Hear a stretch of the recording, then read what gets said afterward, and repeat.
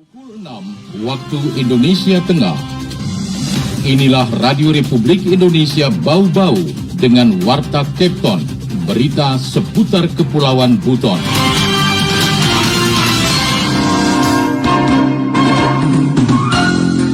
Dan sekarang di perubahan ini kami anggarkan budidaya percontohan lobster untuk jenis mutiara. Dan sudah hasil survei teman-teman yang ahli lobster. PU dan PDM tadi lebih memberikan bantuan air bersihnya benar-benar pada pondok bersih satu atau lapis.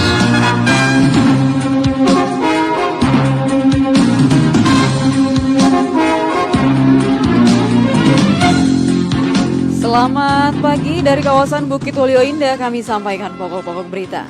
Dinas Kelautan dan Perikanan Kabupaten Buton Tengah bertekad menjadikan daerah itu sebagai lumbung lobster.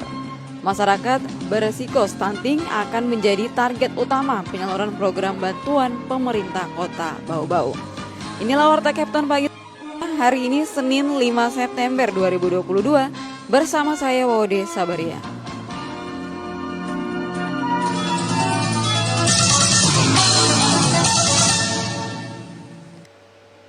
Pendengar, sebelum kami sampaikan berita yang pertama, kami sampaikan dulu update kasus COVID-19 tanah air. Masih terus dilaporkan adanya penambahan kasus positif COVID-19 di Indonesia. Pada Minggu 4 September 2022, kasus positif COVID-19 bertambah 2.764, sehingga total akumulatif menjadi 6.372.542 orang. Untuk kasus sembuh terjadi penambahan 3.751 orang. Sampai kini total akumulatif ada 6.173.081 pasien di Indonesia berhasil sembuh dan dinyatakan negatif COVID-19. Sementara itu kasus meninggal dunia bertambah 16 orang sehingga total akumulatifnya 157.647 orang.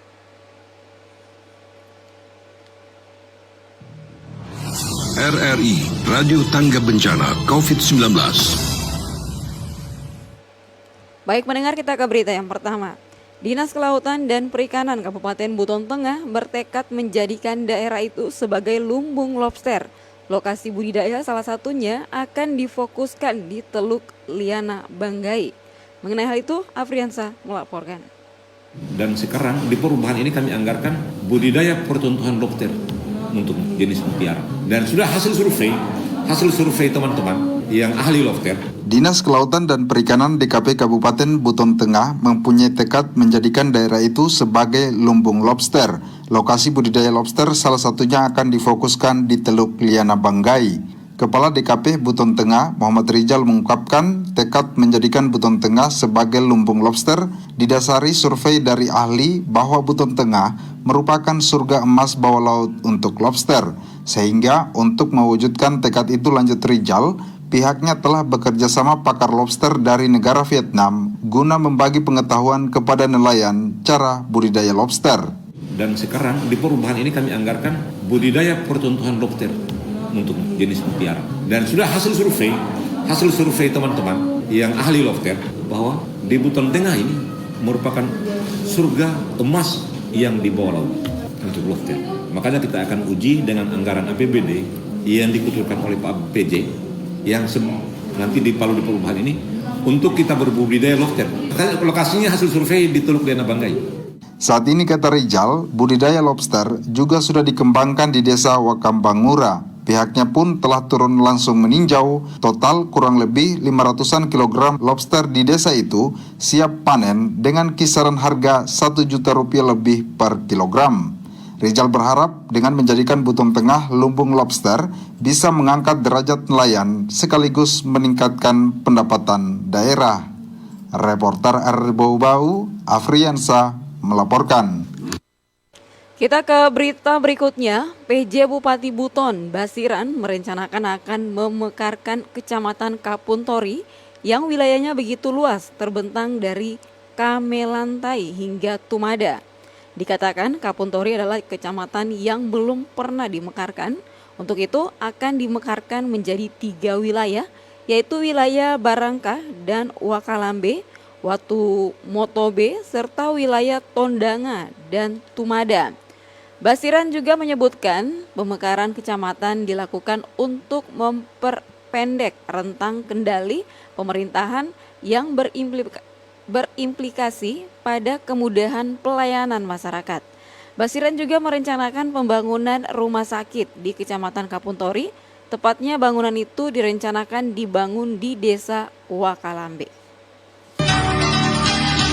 Anda sedang mendengarkan Warta Kepton, berita seputar Kepulauan Buton. Baik pendengar, kita ke berita selanjutnya. Masyarakat berisiko stunting akan menjadi target utama penyaluran program bantuan pemerintah Kota Bau-Bau. Mengenai hal itu, Hairul Mulku melaporkan. PU dan PDM tadi lebih memberikan bantuan air bersihnya benar-benar kepada kelompok berisiko stunting atau lokus. Wali Kota Bau-Bau Laude Ahmad Monianse mengatakan kelompok masyarakat berisiko stunting akan menjadi indikator utama penyaluran program-program pemerintah daerah. Hal ini sebagai komitmen besar pemerintah Kota Bau-Bau dalam upaya menekan angka kasus stunting. Disebutkan untuk menyukseskan program stunting sudah terdistribusi anggaran di setiap OPD terkait sehingga penyalurannya diharapkan harus tepat sasaran. OPD-OPD yang sudah mendapat pengalokasian anggaran dan ada penugasan yang lebih fokus kepada stunting bisa dilaksanakan dengan sebaik-baiknya. PU dan PDM tadi lebih memberikan bantuan air bersihnya benar-benar kepada kelompok berisiko stunting atau lokus, juga dengan dinas-dinas lainnya, dinas kesehatan. Selain itu, Wali Kota juga meminta adanya sinkronisasi data dengan penerima program Keluarga Harapan PKH. Diharapkan penerima PKH juga merupakan masyarakat yang masuk dalam kategori rawan stunting, sehingga penyakit stunting yang menjadi racun bagi keberlangsungan generasi emas bangsa ini dapat tertangani secara optimal. Stunting menjadi salah satu indikator pemberian bantuan, misalnya seperti PKH di sosial. Sedapat mungkin PKH kita untuk dilakukan sinkronisasi dengan data yang ada agar bantuan PKH lebih kepada kelompok berisiko stunting, sehingga semua energi yang ada di dalam daerah itu benar-benar difokuskan untuk upaya menekan tingkat risiko stunting di wilayah kita. Jadi tidak perlu kita membuat penganggaran tersendiri, anggaran tentang stunting. Jadi kita keluarkan pertama secara regulasi tidak terpayungi, tapi yang lebih tepat adalah bagaimana kita mengoptimalkan dari keterbatasan yang kita miliki. Tapi kalau kita lakukan secara fokus, saya kira kita juga bisa akan mendapatkan hasil yang lebih maksimal.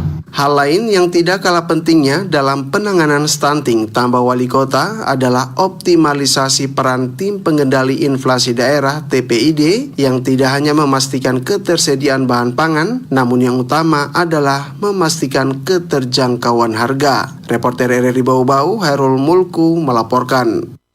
Kita ke berita yang terakhir.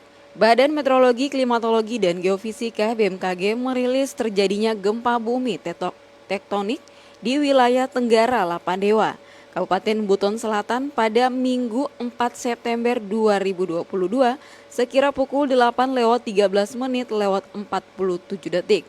Kepala Stasiun Geofisika BMKG Sultra Rudin mengatakan gempa tersebut berkekuatan 3,5 skala Richter. Gempa tektonik ini terletak pada lokasi 6,65 lintas selatan, 123,20 bujur timur atau 119,4 km tenggara Lapandewa, Kabupaten Buton Selatan. Hingga berita Minggu pagi tidak ada gempa susulan serta tidak ada laporan dari masyarakat atas kerusakan akibat dari gempa tersebut.